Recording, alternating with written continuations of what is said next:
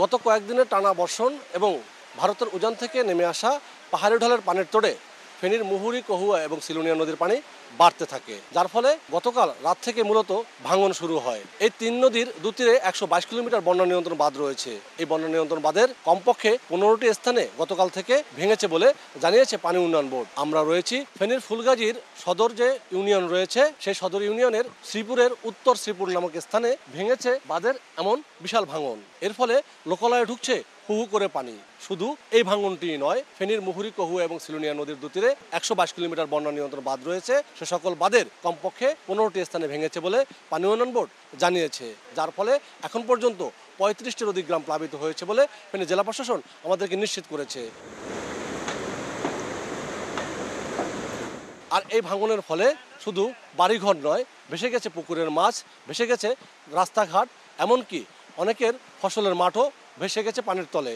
এর ফলে কয়েক হাজার মানুষ বন্যার কবলে পড়ে অবর্ণনীয় দুর্ভোগ শুরু হয়েছে তাদের জনজীবনে। মানুষের ঘর বাড়ি হতে আপনার গরু, ছাগল, হাঁস, মুরগি, এরপরে মাছ, এইসব আপনার পানির ফলে ইয়ার স্রোতের ফলে সব চলে গিয়েছে। আলমারি এন্ডা ফ্রিজ ট্রিজ রাস্তাত লই এনছি, আরেকজন ঘরেতে তুলছে, আর ঘরেতে কালি রয়েছে চলিয়েছে না বেগুন, এন্ডা ঘরে এখানে পানির তলে। আরেক বাড়িতে আমরা আশ্রয় নিছি, অন্য বাড়িতে খাওয়ার দাওয়ার সবকিছু করতেছি, বাড়িতে এমনি পানি উঠছে। 2 রুম ভাঙ্গি চলে গেছে, 1 রুমের মাল সামানা ভাঙ্গিছি, রাস্তায় উঠাইছি।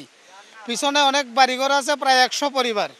এদের গরু, ছাগল, হাঁস, মুরগি, ধান চাল কিছু বাঁচাইতে পারে নাই। জেলা প্রশাসন সূত্র জানিয়েছে, এই দুই উপজেলার 132টি শিক্ষা প্রতিষ্ঠানকে অস্থায়ীভাবে আশ্রয়কেন্দ্র ঘোষণা করা হয়েছে। এ সকল আশ্রয়কেন্দ্রের জন্য শুকনো খাবার ও বিভিন্ন ধরনের খিচুড়ি জাতীয় খাবার রান্না করা হচ্ছে। দুর্গতদেরকে আশ্রয়কেন্দ্রে যাওয়ার অনুরোধ জানানো হলে সামান্য কিছু লোক গেলেও বেশিরভাগ লোক বাড়িঘর ছেড়ে যেতে চাচ্ছে না বলে জানিয়েছে প্রশাসন। দুর্গতরা অনেকেই উঁচু স্থান এবং ভেড়িবাঁধের পাশে আশ্রয় নিয়েছে, কেউ কেউ নিকটাত্মীয়র বাড়িতেও গিয়েছেন। 15টি স্থানে যে ভাঙন, সেই ভাঙন আরও বাড়তে পারে বলে জানিয়েছে পানি উন্নয়ন বোর্ড। এবং ভারতের উজান থেকে যে পানি, তা এখনও আসা অব্যাহত রয়েছে। এ সকল পানি যদি ভাঙা স্থান দিয়ে ঢুকতে থাকে, তাহলে পর্যায়ক্রমে নিম্নাঞ্চল প্লাবিত হবে।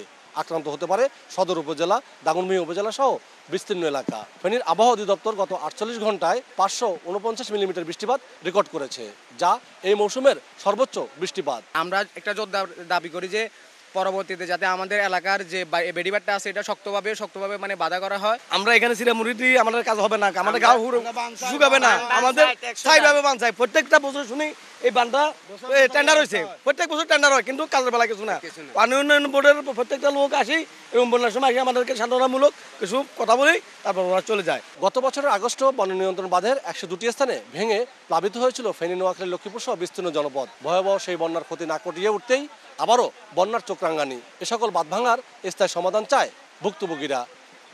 আতিয়া সজল, সময় সংবাদ, ফেনী।